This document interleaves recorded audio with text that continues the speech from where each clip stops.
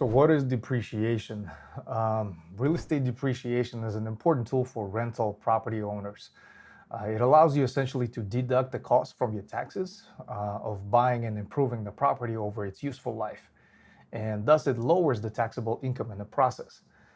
Essentially, rental property depreciation allows the real estate investors to take those tax deductions for their property, and this is done by convincing the IRS that the property in question has a determinable useful life. The overall process of rental property depreciation involves writing off or subtracting the rental property expenses on your annual tax return. The property depreciation definitely can help property owners reclaim the costs of income producing rental property by way of tax deductions on your income. So the standard formula for depreciation is basically purchase price plus the costs divided by 27.5 years, which I'm going to explain a little bit later. For example, a real estate investor who purchases a property, a residential property valued at $150,000 determines that the depreciation amount by dividing those 150K by 27.5, which comes to nearly 5,455, the deductible amount from the annual taxes that they file.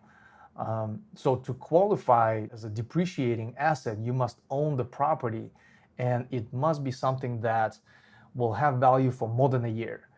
For real estate, depreciation timelines depend on whether it's residential or non-residential property and the depreciation system being used in those calculations.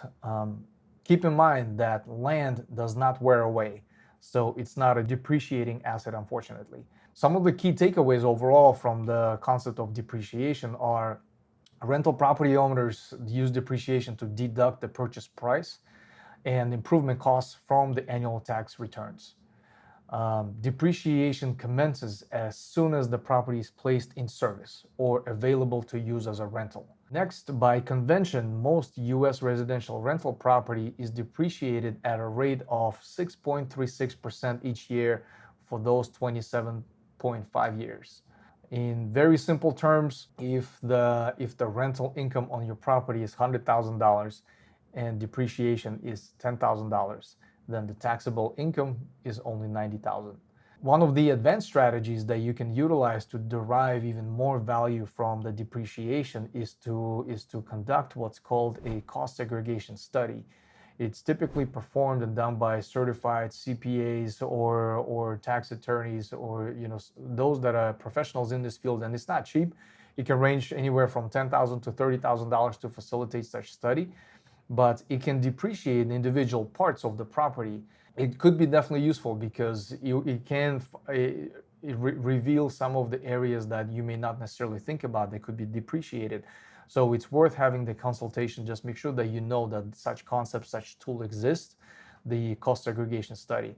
So I hope this helps. Just overall, depreciation is a very useful, one of the main reasons why I love real estate as an investment asset, for all of the above reasons.